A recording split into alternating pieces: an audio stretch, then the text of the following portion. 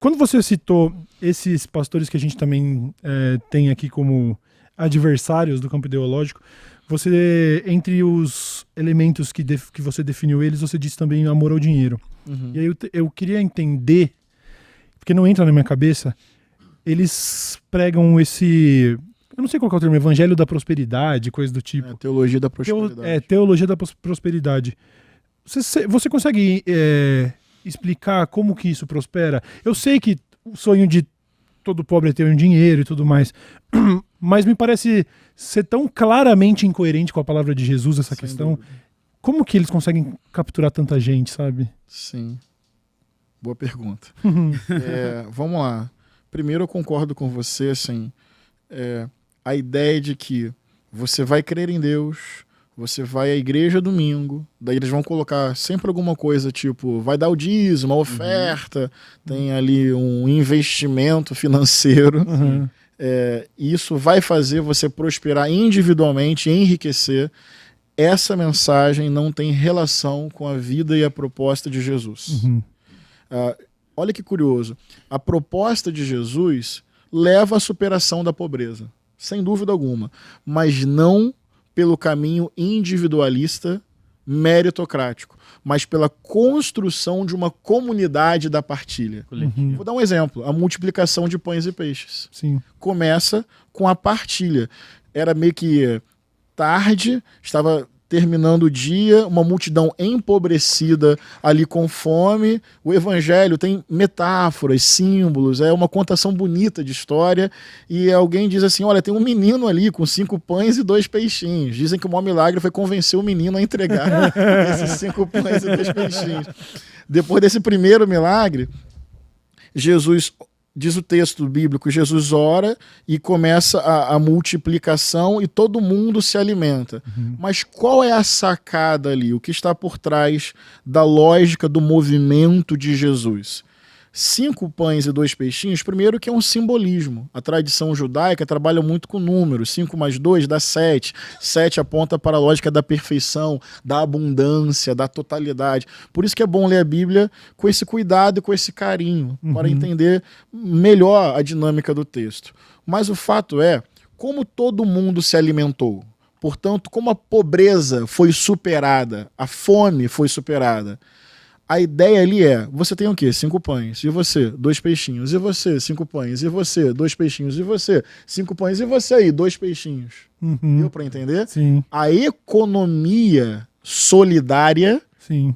da partilha do que se tem gera como consequência uma abundância coletiva e todo mundo fica Todo bem. mundo consegue. Caraca, Perfeito. maneiro, hein? Então, na verdade, a multiplicação de pães e de peixes era, inclusive, um contraponto à lógica do Império Romano, que era concentradora, luxuosa, vertical. Tem um detalhezinho. Para fazer a multiplicação, Jesus pede para o povo sentar em roda. Não é detalhe. Uma coisa é multidão dispersa. Outra coisa é povo organizado. Sim. Quando você senta em roda, você horizontaliza. Olha o contraponto ao Império Romano. O imperador e a hierarquia. Sim. E ao horizontalizar, você troca ideia. E é nessa roda que você descobre. Você tem 5, você tem 2. Então, a multiplicação de pães e peixes é um projeto de sociedade. Sim. Baseado na roda, na comunhão e na partilha. Isso é evangelho de Jesus Cristo. O que esses caras fazem é, ao invés de fazer roda, fazer hierarquia, Sim. eles falam em nome de Deus, tem quase que pagar um pedágio para esse cara convencer Deus a abençoar esse indivíduo para ele prosperar individualmente a despeito da comunidade. Portanto, acho que expliquei que teologia da prosperidade não tem a ver com o evangelho de Jesus. Dito isso, pode ser mais complexo? Fica à vontade, favor. pastor. Pensa Quanto mais, agora uma sociedade como a nossa, brasileira, de um povo muito sofrido. De um povo que luta todos os dias para sobreviver e às vezes faz aquela conta, pago o aluguel, compro o remédio ou me desloco pela cidade pagando a passagem do busão ou do trem. Exato. Então estamos falando de um povo sofrido, certo? Agora vai ficar mais complexo, mas eu acho importante dizer isso.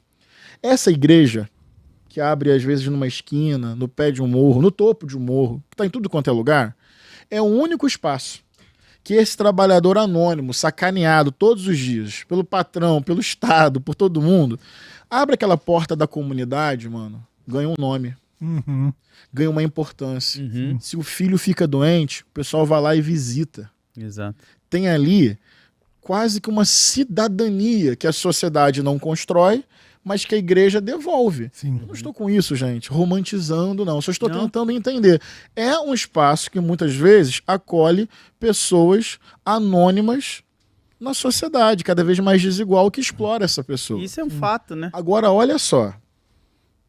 Será que para essa pessoa que vive assim no limite, ali conseguiu, sei lá, uma cesta básica, ali na troca com irmãos, conseguiu a indicação para um serviço, então saiu de meio salário mínimo, na informalidade, quem sabe para um salário mínimo e meio porque foi indicado por um irmão da igreja. Agora atenção que eu vou te dizer.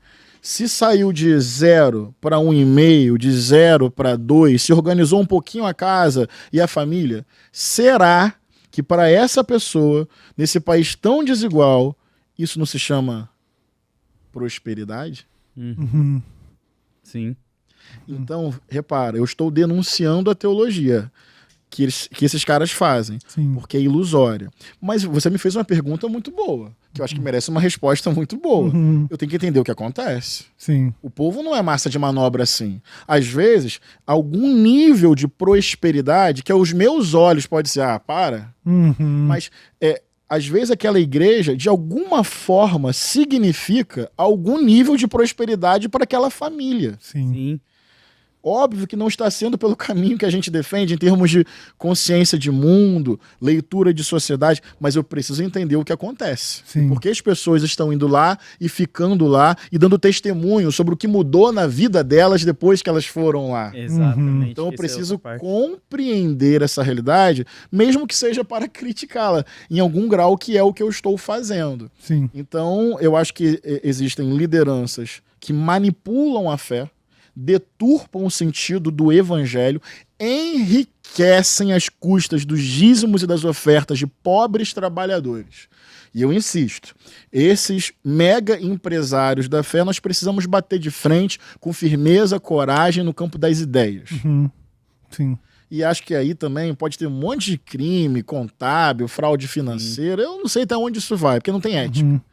Mas lá no povão, pé no chão, eu preciso entender o que acontece. Sim. Até para fazer um contraponto a esses caras e dialogar com essa gente simples e trabalhadora, que às vezes ganha um emprego e sai da fome. Nossa, é uma grande prosperidade. Aham.